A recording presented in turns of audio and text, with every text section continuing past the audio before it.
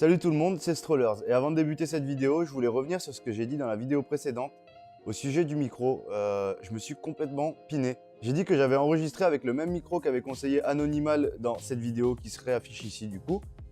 Mais en fait, j'avais très mal paramétré mon PC, du coup j'ai pas du tout enregistré avec ce micro. C'est ça qui a fait que le son était pourri.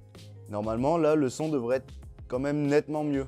Alors, pour en revenir à la vidéo, je vais présenter rapidement 4 setups que j'ai pu faire et qui me paraissent pour moi, je dis bien pour moi, c'est mon avis personnel, qui me paraissent optimisés pour le gaming pour l'année 2019. Et à la fin de la vidéo, je reviendrai sur la sortie de la RTX 2060 et de la RTX 2050 ou GTX 1150. On ne sait pas encore vraiment le nom, je vous expliquerai ça. De toute façon, je mettrai toutes les sources dans la description. Tous les setups ont été faits sur Top Achat. On peut toujours trouver moins cher en cherchant un peu à droite à gauche sur différents sites les différents composants, mais là j'ai principalement utilisé Configomatic de chez Top Achat. Alors pour ce premier setup, on part sur une config à moins de 600 €, 577 €. J'ai voulu faire quelque chose de pas cher parce que je sais que tout le monde n'a pas les moyens d'investir très cher dans des PC et que c'est pas forcément évident de trouver des grosses sommes d'argent comme ça.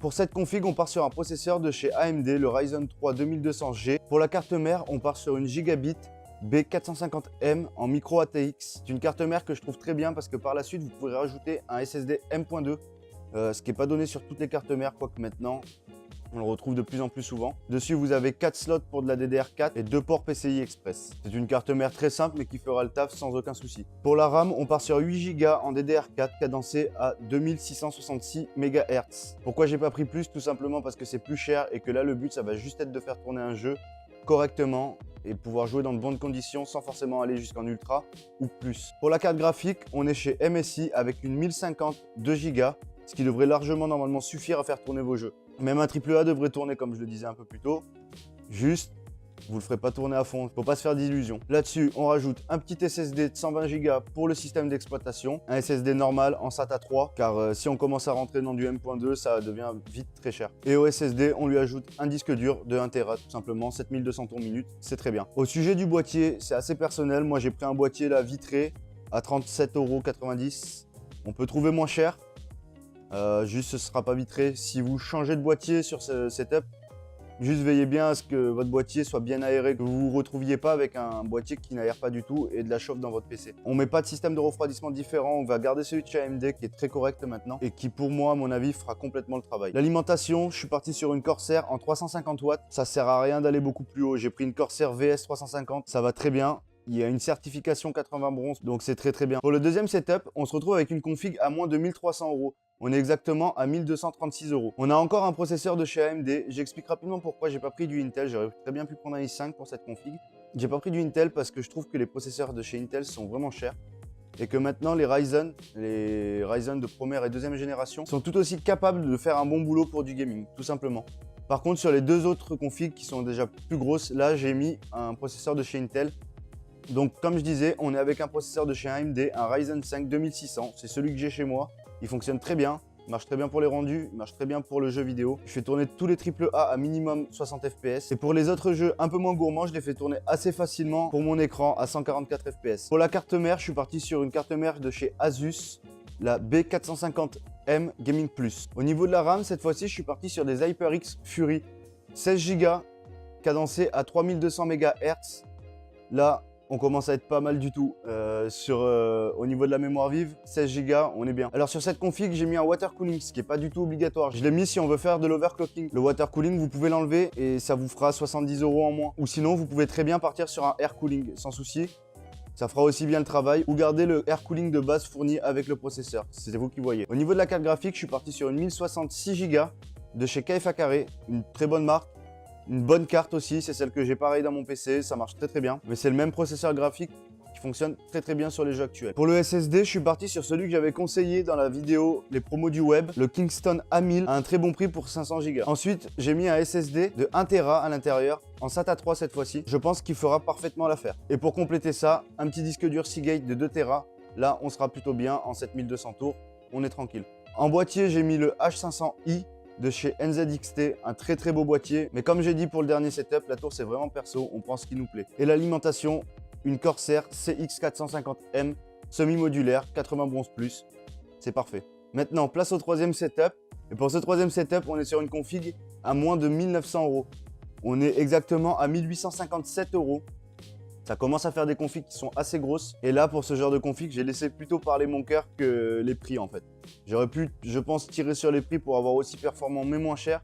Mais j'ai pris aussi des composants qui me plaisaient moi et que je trouvais plutôt jolis. Alors, au niveau du processeur, on part sur un Intel i7 8700K qui est quand même au prix de 500 €. C'est quand même cher, mais c'est un très bon processeur qui en vaut la peine. Pour la carte mère, on est chez Aorus avec la Z370 en format ATX. Pour la RAM, j'ai choisi des Corsair Vengeance RGB 16 Go à 3000 MHz. Encore une fois, un petit water cooling, le même que dans le setup à 1300 €. Au niveau de la carte graphique, on est sur une RTX 2070 de chez KFA Carré. Le SSD M.2, j'ai mis le même que dans le dernier setup, le Kingston A1000, ainsi que le même SSD en SATA 3, le Crucial de 1 Tera. Et pour aller avec tout ça, encore une fois, le Barracuda 2 Tera à 7200 tours.